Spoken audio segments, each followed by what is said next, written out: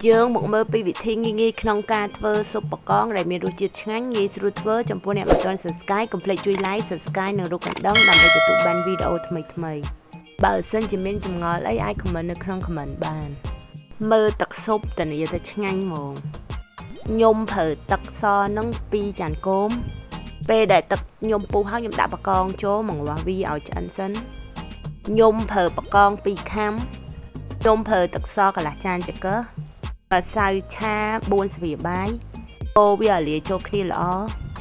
បន្ទាប់ពីបកងខ្ញុំឆ្អិនហើយខ្ញុំស្រង់វាឡើងដាក់ផ្សិតម្ជុលចូលខ្ញុំប្រើផ្សិតម្ជុលមកកញ្ចប់ដាក់មកងាស់ផ្សិតម្ជុលខ្ញុំឲ្យឆ្អិនសិនបកបកងខ្ញុំយកទៅសាច់ទេខ្ញុំកាត់វាជាប្រទេសតូចស្ដាងល្មម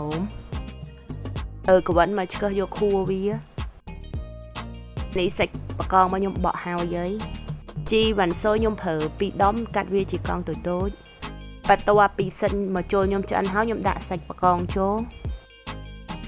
ពីចេង1ស្លាបកាហ្វេអំបិល2ស្លាបកាហ្វេស្ករស2ស្លាបកាហ្វេទឹកស្អ៊ីវ1ស្លាបបាយ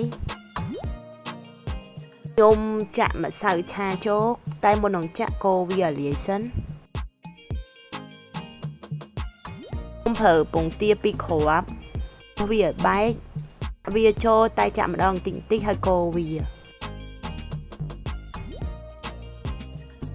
ពេលដែលស៊ុបខ្ញុំឆ្អិនហើយបិទភ្លើងហើយដាក់ជីវ៉ាន់ស៊ុយចូលដាក់ម្រេចបន្តិចស៊ុបបកងរបស់ខ្ញុំបានឆ្អិនរួចរាល់ហើយតានេះតែឆ្ងាញ់អរគុណចំពោះការទស្សនា